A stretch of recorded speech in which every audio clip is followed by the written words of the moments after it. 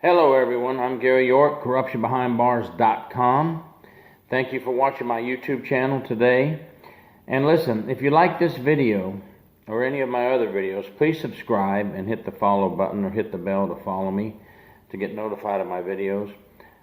My videos consist of training videos for correctional officers, stories and helpful hints for correctional officers, and yes, of course, prison corruption stories from my years of investigations in the Florida prison system and things that are occurring across the country. So I like to give a variety of videos because everything is not peaches and cream. We have to take the good with the bad. So please subscribe if you like any of my videos. Today's topic is going to be on sex trafficking from prisons across our country. And I want to talk about this because sex trafficking women in prisons brings about several issues for our prison system. And these issues cannot be ignored. Number one, sex trafficking from pimps on the outside of the prison looking for women who are about to get out of prison so that they can put them in their prostitution rings causes big issues for rehabilitation. There's no chance for rehabilitation. Now, you may say, too bad, those women are just drug addicts and prostitutes anyway, so who cares? Well, you need to care because, number one, a lot of these women have no place to go, and they're given $100 when they walk out the door and no place to live. So they're picked up by these traffickers and given a lot more money, and sometimes thousands of dollars for what they do. So, rehabilitation is kind of out the door with these issues. It also brings about corruption within the prison walls. And if you say, well, how does that work? Well, a woman is recruited by a pimp on the outside, and money is sent to her inmate account by the pimp on the outside. The pimp tells the woman to recruit more female inmates that are close to getting out of prison to join their circle once released. Now, with this money comes contraband, and most of these pimps and their friends and their recruiters are on the inmate visitation list, and they bring contraband to the prison. So that is an issue with us, and that is another reason we have to keep an eye on things. They're giving these women money and drugs while they're still in prison. And I've investigated these cases within the Florida prison system, and I know they exist. We have documented cases across the country through investigations and case studies that this occurs.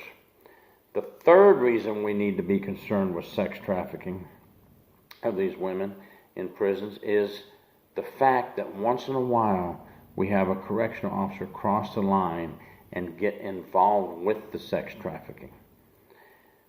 We also have officers get involved with having sex with the female inmates in the prison. Documented cases, documented case study, and courtroom testimony and courtroom case law on these cases. So we cannot bury our heads in the sand and pretend this does not happen. I'm very proud of a friend of mine, former correctional officer John Meekins, who used to work at Lowell Correctional Institution in Florida, in Ocala, Florida, not far from Orlando. It was brought to his attention by female inmates that there is sex trafficking from the outside going on with the females there.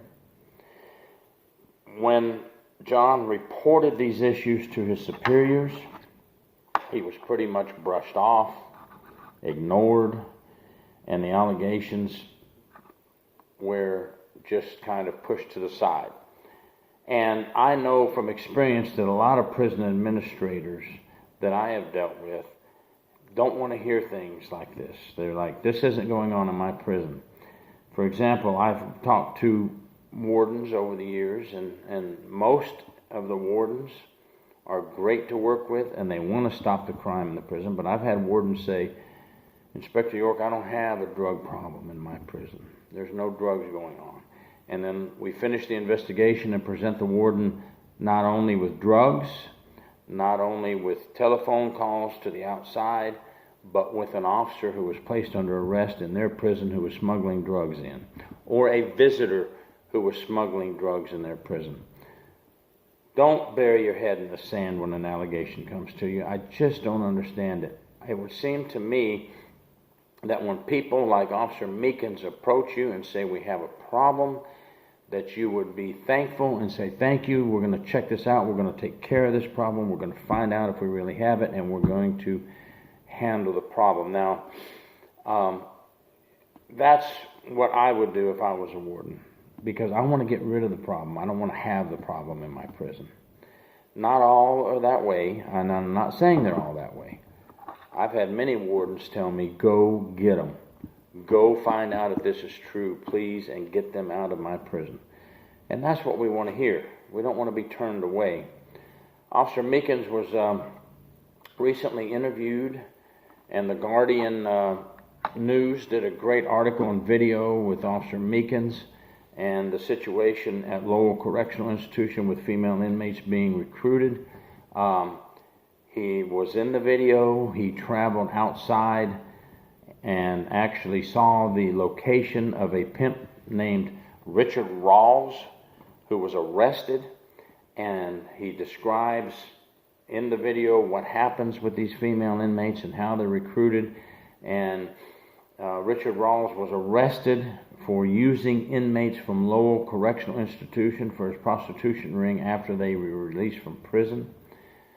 And when a female prisoner is recruited by a pimp, she is also used to recruit on the inside and to promote the prostitution ring. So if we're going to fight sex trafficking on the streets and between the countries, with the FBI and the local agencies fighting hard to stop sex trafficking and stopping sex trafficking coming from Mexico to and from the United States to Mexico, and Europe is a big sex trafficking area. Orlando, Florida, in the video, John Meekins describes how Orlando, Florida is huge for sex trafficking because it brings people from all races and nationalities to one town, and sex trafficking is a big issue there. And Lowell is fairly close to Orlando, causing inmates to be used as a product from Lowell Correctional Institution. Pimps on the outside want product, so they're going to recruit their product from the jails and prisons in their area. It's a very serious situation, and I've also conducted investigations where it's not just pimps on the outside running a sex ring in the prison.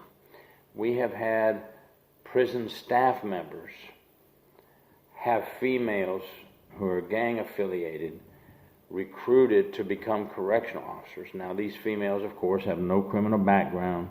It's unknown that they're involved in any gang membership, and they do get into the system. And once in the system, they are prostituted to the male inmates. And the male inmates have their family members send money to the pimp on the outside, and these inmates are having sex with prison staff members. It may be in the form of a prison librarian, a prison food service worker, and we've even had a couple of uniformed correctional officers come in, not really to be a correctional officer, but to be a prostitute and drug smuggler, contraband smuggler. So if you look at it from this angle, you see how important it is and why Mr. Meekins was so concerned when he learned that there's a sex trafficking ring operating at Lowell Correctional Institution. But yet it appears that management just took it for granted and did not want to be bothered with it.